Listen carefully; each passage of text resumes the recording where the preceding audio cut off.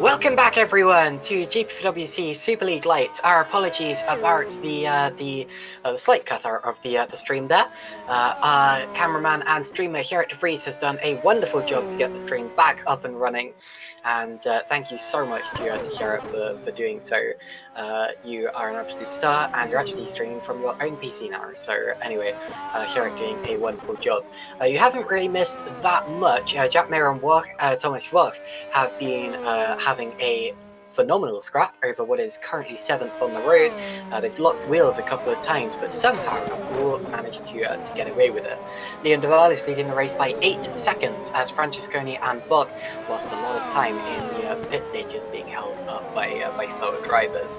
Francorchamps and Wopke are now separated by a second, and Wopke is pushing to try to get back into the DRS range of Michael Francorchamps, and those are the top three as it stands. Matthias Canapino is P4, but he is yet to stop on the hard tyres. Anyway, Wopke, what have you made of the race so far, especially the bit that we didn't see, just to get us back on track?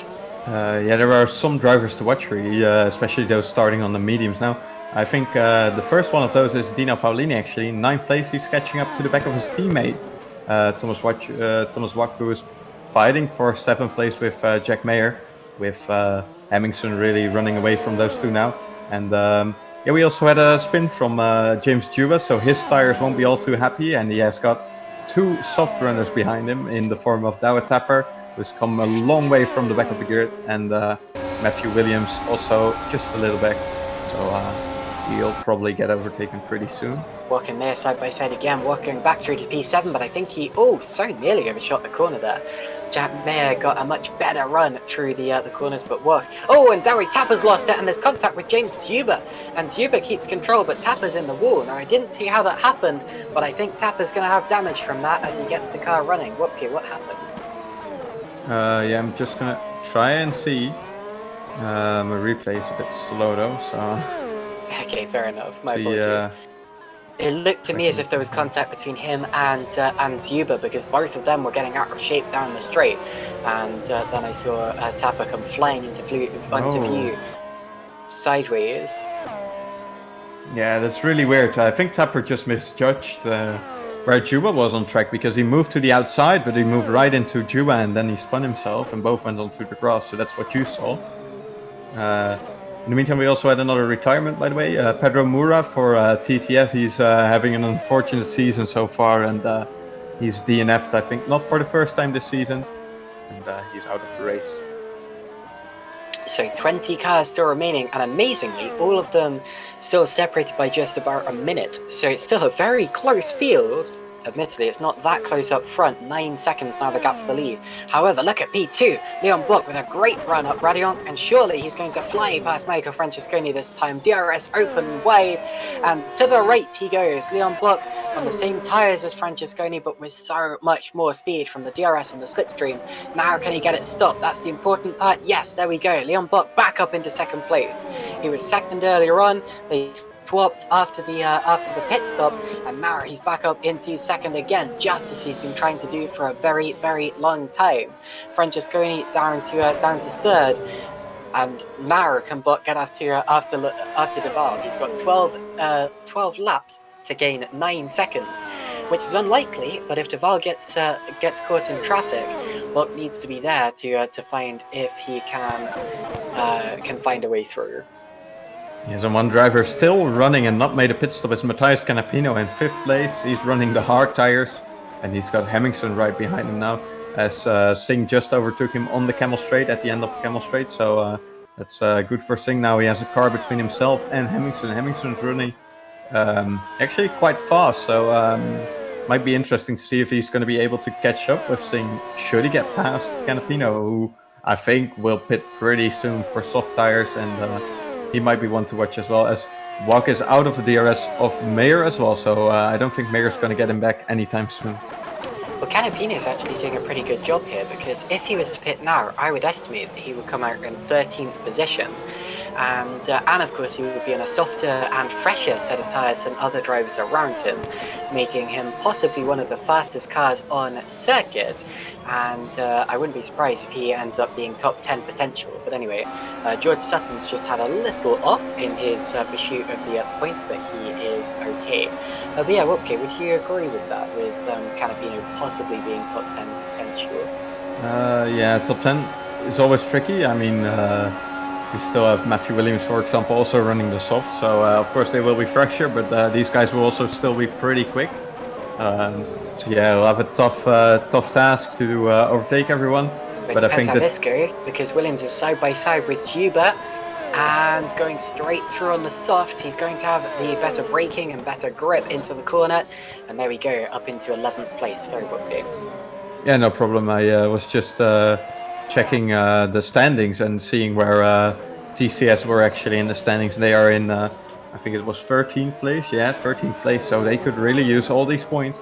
And Mouse won as well, of course, with Hemmingson doing a great job for them. And yeah, Wolburn in 15th, still in the points, but he's really struggling. And yeah, we'll see if he ends up in the points at the end.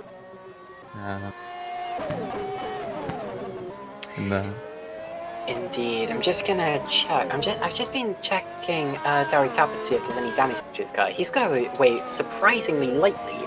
His steering seems to still be pointing in the right direction on the straights, despite the fact he did have a clonk of the barrier and a big spin, which won't have done his tyres any good. I think he no, he hasn't pitted, so he's still out there on the tyres that he spun on. I think anyway, but yeah, he's got away surprisingly lightly. Matthias Canapino now are into the pits, so let's see if I was right about him coming out in 13th position.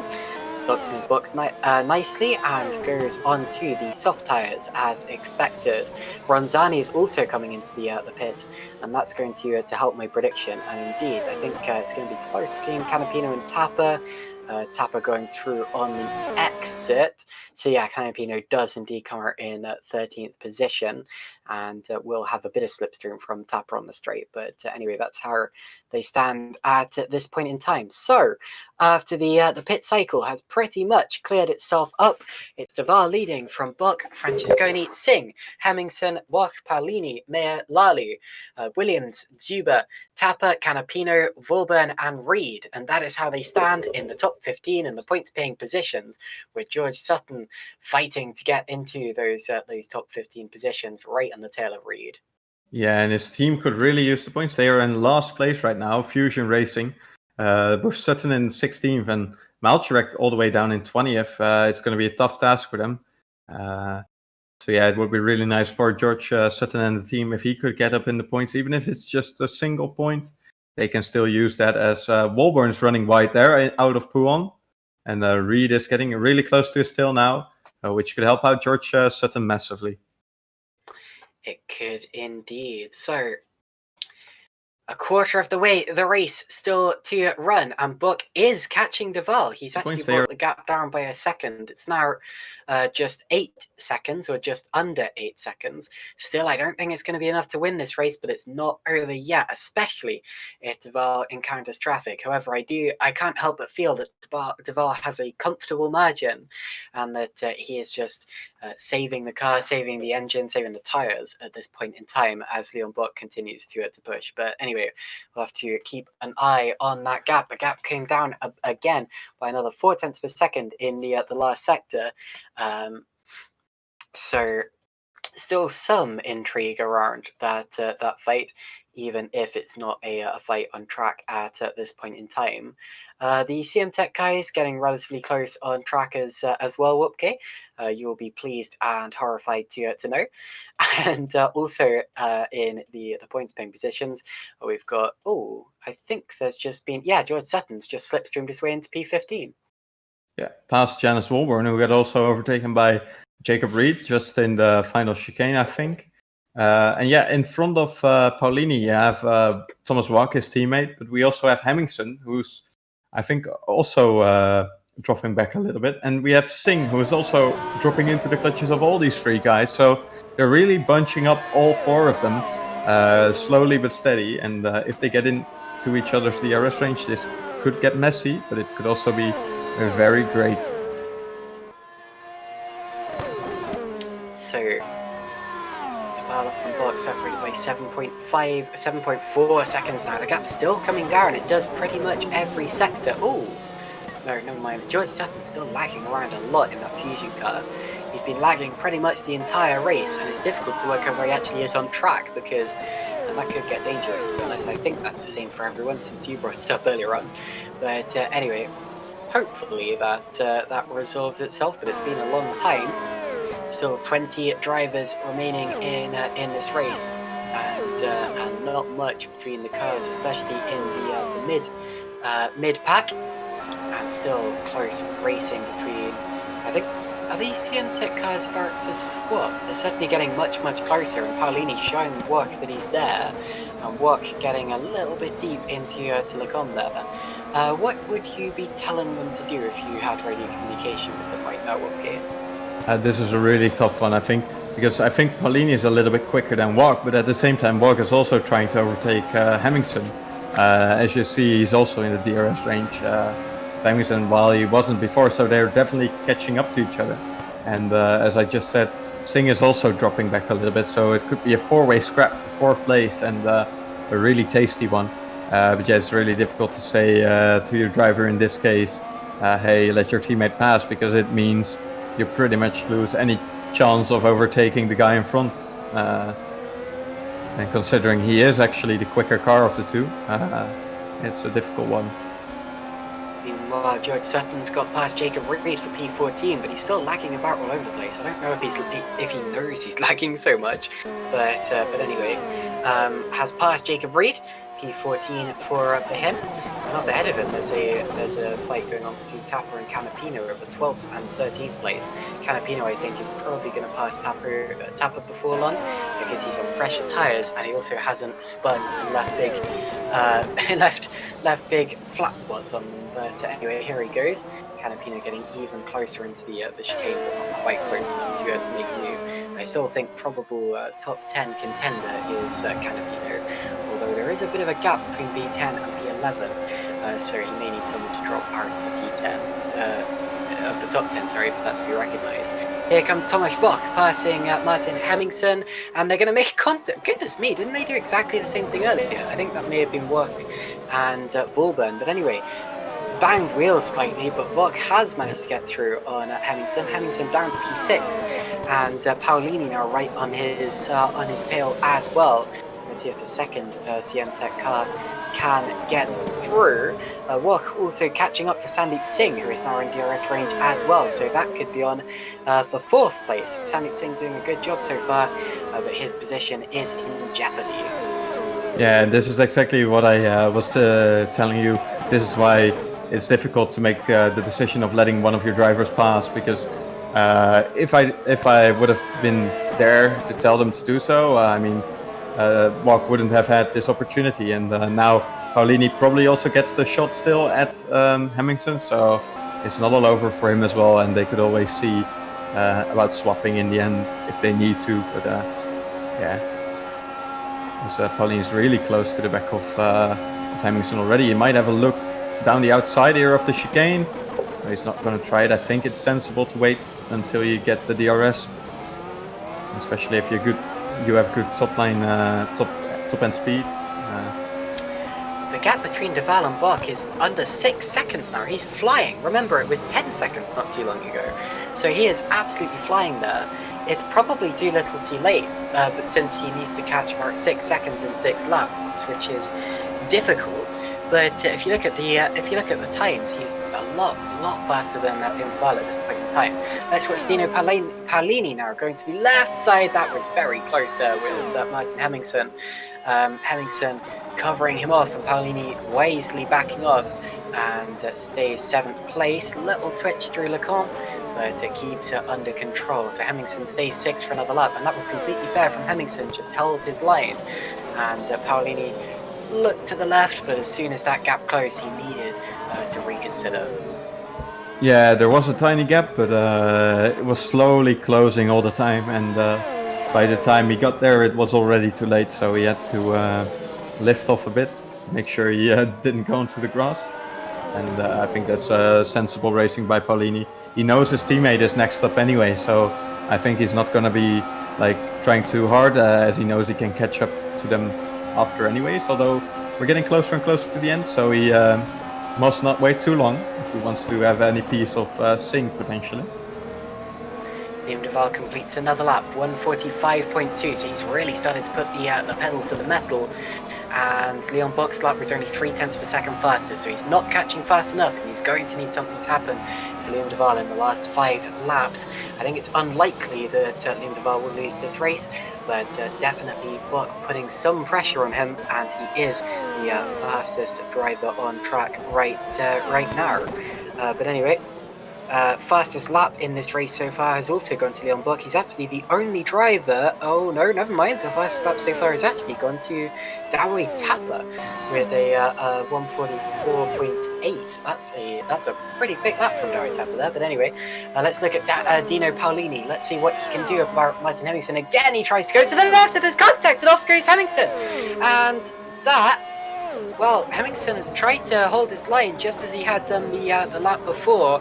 Paulini tried to go to the left just as he had done the lap before, but was a little less intent, a little less eager on backing off, and ends up making slight contact. And Hemmingsen did a great job not to end up spinning down the straight on the grass. And I'm sorry to make a judgment having only seen that once, but I have to say that was a little bit feisty, a little bit over-ambitious from Dino Paulini there, and Hemmingsen will feel a little bit aggrieved. But anyway, Paulini up into 6th position as it stands, just 2 seconds behind his teammate Buck, who is in a fight now with Sandeep Singh. Yeah, I didn't see the incident, and unfortunately my replays aren't really working that well. They used to work well, but somehow they're not working well now, so I can't really look back at the incident either. I would say it's probably unfortunate incident, maybe a little bit too aggressive, who knows, but at least Hemmingsen got it going still, and he's still in 7th place, so he didn't lose out too much, just the 1 position. We've had a retirement from Pascal Schmidt, so 19 drivers now remaining in this race. Also, Janus Fulburn just made a stop for soft tyres. He's been struggling in this race so far, and we think that's because he started with a very, very used engine and is just trying to save it. But if he's not going to score any points, then I don't really think it's worth it, but we'll see. Up the hill now go Singh and Wok. Wok will have the DRS this time around, and a much better exit from Radion as well. So here we go, down the straight, touching the grass as they do. Singh goes defensive, Wok gets as much slipstream as he dares, and flies straight past Sandeep Singh's car and up into 4th place. So that is a change of position, and a very important one as we head into the final 10% of this race. Now, what can Dino Paulini do about Singh? Yeah, this is going to be interesting. I hope he could overtake him still, but it's only going to be very tight. And that was me as a team manager talking, of course, hoping he could overtake him. But yeah, I just need to be honest about that. But as a race fan, I hope it will be a great battle anyway. And let's see if Singh is able to cling on. Of course, he's on the harder compound. Well, he's on the medium, but it's a harder compound compared to Dino Paulini's softs.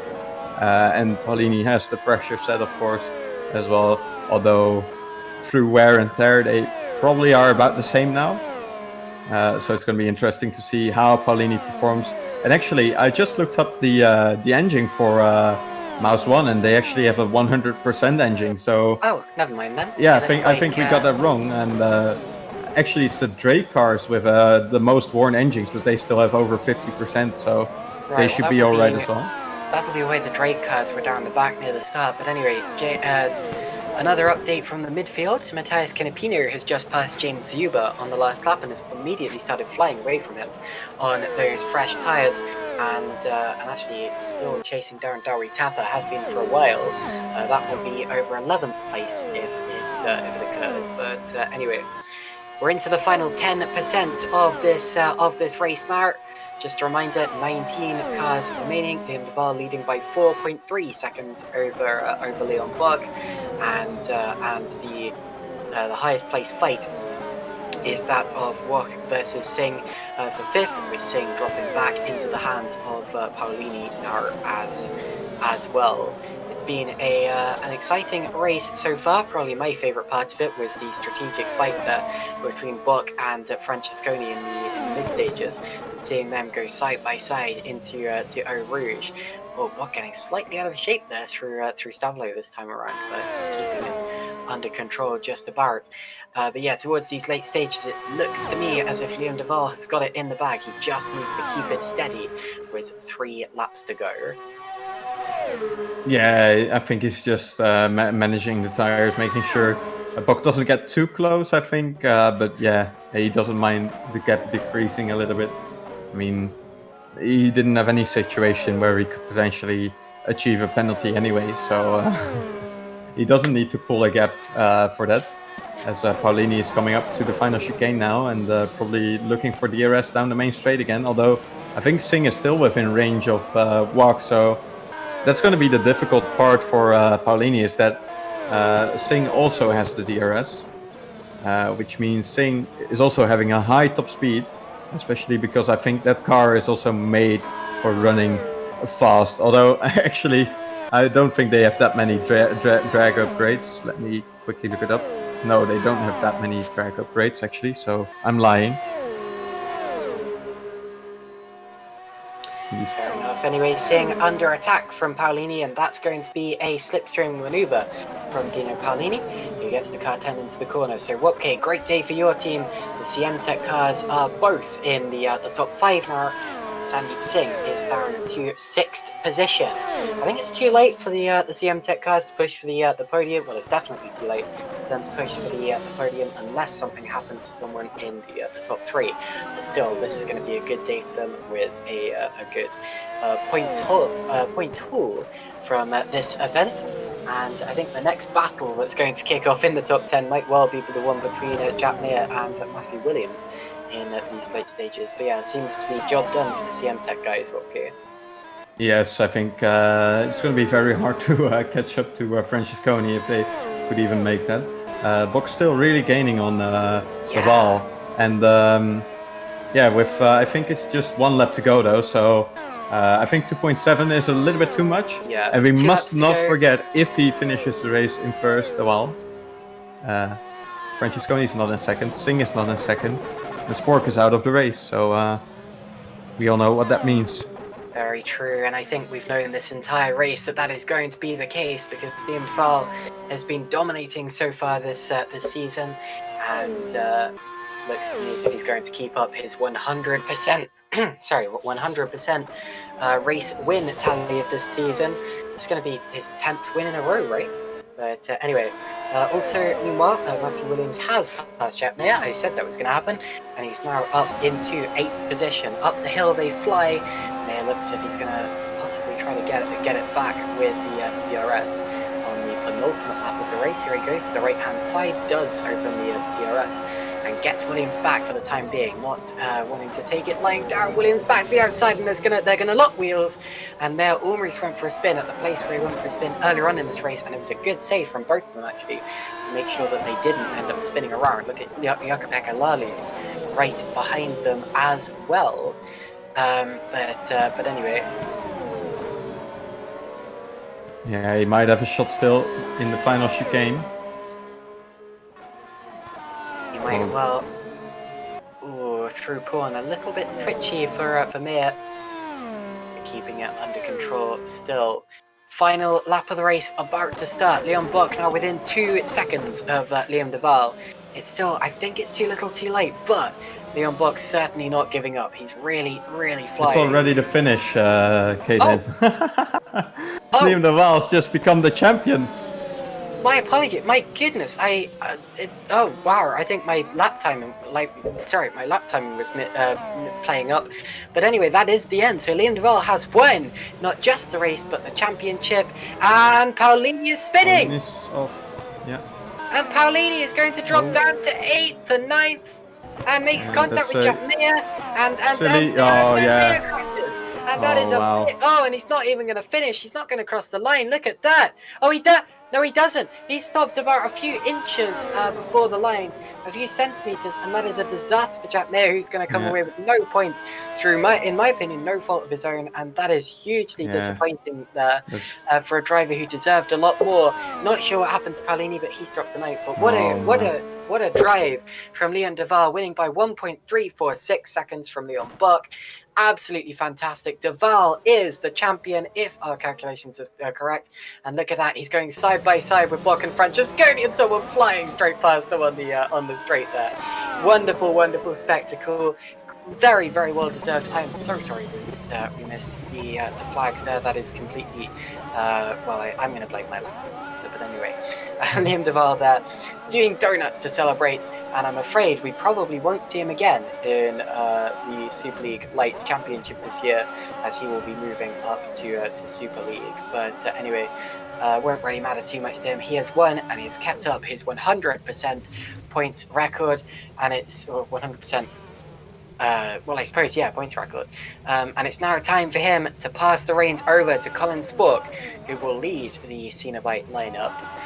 Wopke, do you know who's going to be replacing Duval at Cenobite, or has that not been announced yet? I suppose we can ask Liam about that when he comes in for his interview.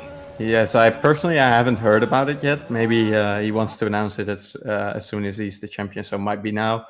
Also, I had a look back at the Paolini incident, and I think he lost it by trying to overtake his teammate and lost it under braking in the final chicane. So that's unnecessary in my opinion. Really unfortunate. And I think we're going to have a talk in the team chat after this. And also that rejoin, really not necessary, I think. And cost Jack Mayer a whole bunch of points. So he's going to get in trouble for that as well, probably. I feel so sorry for Jack Mayer there. He's a lovely guy, great to speak to you, and very much deserved a point there. But anyway, the 20-year-old is not going to come away with anything due to, in my opinion, no fault of his own. He will still be classified in the race, but since no drivers finished the lap down, that's true actually. All the finishers, all 18, finished on the lead lap of the race. Very impressive. Shows just how close the midfield of the Superleague Lights Championship is. But anyway, so let's run you through the full order. Liam Duval is the race winner and the champion. Leon Buck is P2, just 1.346 seconds back. And I'm going to have to say, Leon Buck is my driver of the day. Michael Francesconi, P3, taking a podium there. Tomasz Vok, P4. Sandeep Singh inherits P5 on the last lap of the race, followed by Martin Hemmingson, Matthew Williams, Jaakko-Pekka Lalu, Dino Paolini after that last lap spin, Dawi Tapper is P10, Matthias Canapino P11, James Zuber 12th, George Sutton P13, Jacob Reed P14, then it's Matthias Ronzani, Yannis Fulburn, Christian Malcharek, Eric Tesker, and then Jack Mayer, of course, who DNF'd on not just the very last lap of the race, but the very last straight of the race. Pascal Schmidt also DNF'd, as did Pedro Mora, Giuseppe Sorrentino, Mike Quint, Tom Stevens, Colin Spork after that big crash on just the third or fourth lap of the race, and Hygo Poom, Mateo Kiersmakers and Tobias Polocek didn't even complete a lap. So that is the Super League Lights Championship for Liam Duval. He will be moving up to Super League, and I can almost guarantee that if he keeps it up for long enough, and if he makes enough races, he will probably be a future Super League champion as well. I very much rate this guy highly. He is a world-class sim racer, and I have to say, I'm not sure why he was in Super League Lights in the first place, because he is absolutely worthy of a Super League drive, and you can tell that by his 10 wins in a row. No one does that. That is phenomenal. Yeah, that's really amazing. I don't think anyone's managed this before, and I don't think we're ever going to see something like this again. It's a shame he doesn't finish the season, of course. I mean, 16 out of 16 would have been even more amazing, but I can understand that he wants to go up to Super League, get as much experience in as possible, and probably compete for a full season in Super League next year. And who knows, he might be fighting for the title there as well.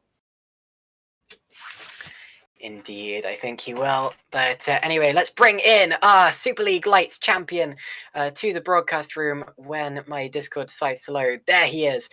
Liam Duval is our champion of Superleague Lights 2020. Liam. Hello. Wow. It was a really interesting race. I was definitely not the fastest, which doesn't sit well with me. But I'm happy I won the championship anyway. Doesn't matter. You won. You've got your 100% winning record. You're the Super League Lights champion. How does it feel? It feels amazing. At the start of the season, obviously, I came in with the goal of becoming a champion. But, I didn't expect it to go this way. And honestly, I just have to say massive credits to Leon Bach. He was insane. He was way faster than me this race.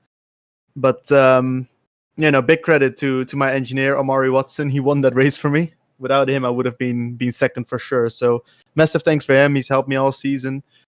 And, it's a great feeling. It really is.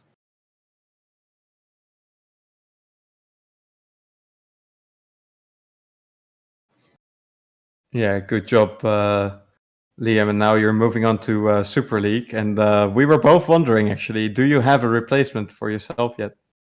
I do not yet, but Kasper Michalak has been my reserve for Cenobite all year, and he's done a great job. So I will talk to him, and if he's interested, then he will be the first choice. But he can only do 4 races, so I'll have to find someone eventually for 2 more rounds. So I don't know yet. I'm gonna talk with some people, and I won't do the next race anymore. I won't do the rest of the season. So if Michalak wants to drive, he will drive in Monza, and if not, then I'll have to talk to some to some new people. Well, absolutely amazing job, and I can't wait to see you in the Super League. And you very much deserve to be there. Fantastic job today. And I think Cenobite already wrapped up the teams championship as well, unless I'm very much mistaken. And I don't think so. I don't think so. Not yet. Yeah. It's so hard to do it because you need if you get a 1-2 every race, it's like 48 points, and if you DNF every race, then it's 0 points. So it's a big difference per race. But we should maybe in 2 races time, hopefully we can wrap it up. If Colin, it's unfortunate about what happened to Colin as well. I think he lost it under dirty air, like we've seen very often this week. Yeah, it's a shame, but he's been scoring very solid points all year, so hopefully it won't take too long. I agree. But anyway, absolutely wonderful job for you today. Good luck in Super League, and congratulations, our Super League Lights champion. Thank you so much, and thank you for the broadcast as well. No problem at all. So Liam Duval is going to go and probably celebrate, as he very much deserves to do. And I don't see anyone else that we can bring into the broadcast room right now. Actually, since we don't have any of the other podium finishers, let's bring in Sandeep Singh, who inherited 5th place on that last lap. Sandeep, a top 5 finish. Yeah, not bad in this car. It's it's not the quickest in compared to everyone else's, but yeah, it's done the best job I could. Well, you did a really, really good job. P5 in the end. How did the race look from your point of view, in terms of the fights you were in, the strategy of it, etc., etc.? Yeah, I mean, first couple of laps I didn't really feel confident with the car, and I just it had no front end grip, and I was quickly checking around to see if I had any damage, but I was not. It was just a combination of cold tires and probably dirty air, and then once the tires and car came up to a nice feeling, I managed to move forward past Warburton, done a great job in the Mass 1 car as well. Hemmingson, who finished behind me as well. So, and then I was catching up to Jack. I know we had a little incident. I need to look back and see what happened, but it is what it is. And then after I had a bit of damage, just trying to manage the car basically from now to the end, and then. I know it's Wopke. Yes, your CM Tech guys are pretty quick, aren't they, on the straights? Yeah, I think they set their cars up to be really quick on the straights. That's what I noticed. They bloody blast by. They did. It's quite hard to keep them back, but solid job. And then P5, good job. But Monza's coming up. I'm not expecting anything in this car, but let's see what happens now during the season. Yeah, and still you outperformed most of your like challengers for P2 in the standings. Is that something you're really looking at, or are you just looking at a race-to-race basis? I'm just getting my race by race. Yeah, pretty much that. I mean, I think I'm P4 or something in the standings, and idea is to try and keep RSR in the top 6 from now to the end of the season. That's my main goal. I'm not really looking at the drivers. All right, and I have one more question, if I may. You have a new teammate now. How does it feel to work with a new teammate? Do you enjoy it? Is he any help? I mean, he retired on the first lap, but still. Yeah, I mean, I I think I didn't give him the best of toes in qualifying. That probably put him back down there, and then he had an unlucky incident in a race. But to work with him is great. It's been a major boost for me. It's just, we've last few nights we've been working amazingly well together. I'm learning stuff off him. He's learning stuff off me. We're hopefully his first race before we had a great car underneath us, and I'm really looking forward to working with Matteo for the rest of the season. And yeah, I mean, I think that RSR second car is cursed. It seems to get involved with incidents, and I just really want us to, get some more luck in both cars from now to the end of the season. All right, so thank you and good luck preparing for Monza with your new teammate, and hopefully he'll be doing a better job as well, and hopefully the car isn't really cursed and he can bring the car home in the points for you. Yeah, all right, see you there, bye. All right, thank you. Thank you very much, Sandeep. So that was Sandeep Singh, who finished 5th today. And that is all we have time for in our broadcast. So I want to say a big thank you to Wopke Hoekstra for not only joining me in the commentary box and commentating alongside me, but also covering for me when I turned up late. So thank you for that, Wopke. And also to Gerrit de Vries, who is our cameraman and streamer. He provided the stream that you saw today, and also when the stream went down through no fault of his own, he worked hard to get it up again and on his own PC as well. So thank you very much for Gerrit. We could not have done it without you. So anyway, that's it for this week. Join us in 2 weeks' time, where we will be at the Autodromo Internazionale Monza, which of course is also known as the Temple of Speed. See you then.